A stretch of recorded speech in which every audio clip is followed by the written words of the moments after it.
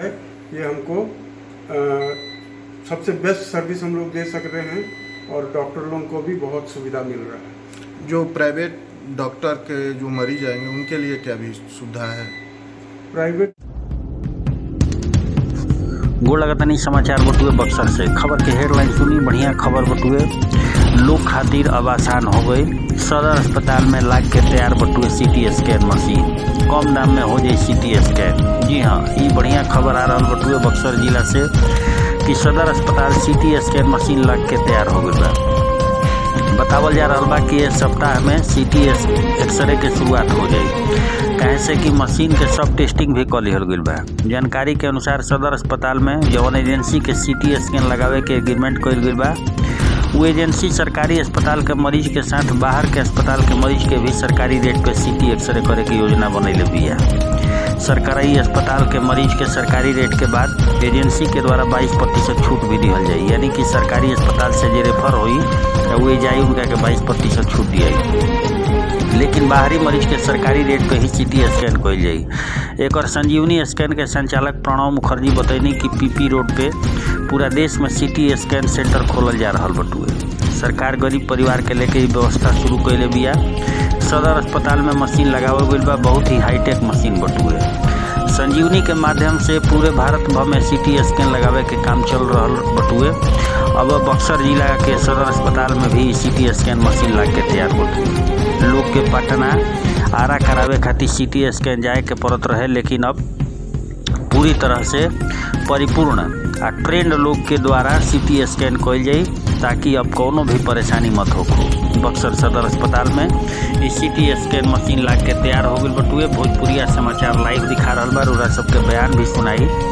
जे संजीवनी के बानी प्रणव मुखर्जी यहाँ के बयान सुनाई, यहाँ के का कहतनी कवना रेट को कैसे रोरा सबके लाभ मिली, सरकारी रेट पे ही लाभ मिली। एकरा खातिर घबराए के बात नहीं है। गरीब लोग के सोच के ही ई कार्यक्रम के शुरुआत कइल गइल बटुए, ताकि जौन सीटी स्कैन खातिर एने ओने लोग के जाए के पड़त रहे, अब जाए के ना पड़ी। ई बड़ा खबर बटुए, खुशखबरी बटुए जिलावासी खातिर कि अब सीटी स्कैन खातिर दौड़े के ना पड़ी। रौरा जिलवे में सीटी स्कैन मशीन लाग के तैयार बा, वो सरकारी रेट पे। अब ज़्यादा रोरा माथा पेची भी ना करे के पड़ी। भोजपुरिया समाचार लाइव दिखा रहा बा। रोरा सबसे निहोरा करला भोजपुरिया समाचार कि खबर देखी और देखला के बाद कम से कम चैनलवा के अगर अभी तक सब्सक्राइब नहीं कइले तो सब्सक्राइब कर ली। एकरा अलावे लाइक के वो बटन दबाई, कमेंट करके बताई कि खबर कैसन लागल, आ अधिक से अधिक शेयर करी, ताकि देश में विदेश तक जानो कि बक्सर जिला कम नहीं है। बहुत बहुत धन्यवाद। क्या इसका उद्देश्य है?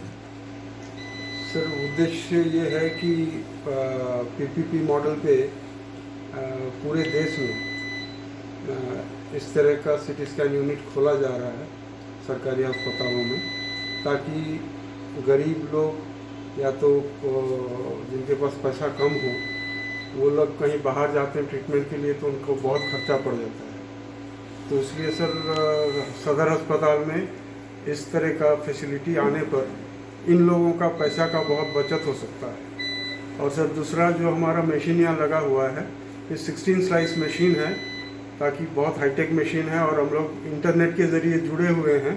हम लोग बाहर से हम लोग को गाइडेंस दिया जाता है ताकि हम लोग बेस्ट रिजल्ट प्रोवाइड कर सकें। तो सर ये चीज़ जो है ये हमको सबसे बेस्ट सर्विस हम लोग दे सक रहे हैं और डॉक्टर लोगों को भी बहुत सुविधा मिल रहा है। जो प्राइवेट डॉक्टर के जो मरीज आएंगे उनके लिए क्या भी सुविधा है? प्राइवेट डॉक्टर के लिए सर ऐसे तो जो प्राइस लिस्ट बना हुआ है वो ऑलरेडी एक प्राइस कॉस्टिंग बहुत लेस है, और आगे से सरकारी अस्पतालों के लिए जो मरीज हैं उनके लिए और भी 22% से ऊपर एक रिडक्शन दिया जाता है, ताकि सबसे कम रेट उनको रेट में ये सर्विस प्रोवाइड। यानी बाहर से भी जो मरीज आएंगे उनका भी यहाँ प्रॉपर तरीके से सीटी स्कैन किया जाए? हाँ जी सर, बाहर से भी अगर मरीज आते हैं, कहीं का भी मरीज आते हैं, सरकारी पर्ची या तो प्राइवेट पर्ची पे हम लोग सर वो पर्ची को रिकॉर्ड के तौर पे ले करके ये सीटी स्कैन करवा सकते हैं। सर आपका शुभ नाम? सर मेरा शुभ नाम है प्रणव मुखर्जी। ये कंपनी का? सर कंपनी का एस्कैग संजीवनी लिमिटेड।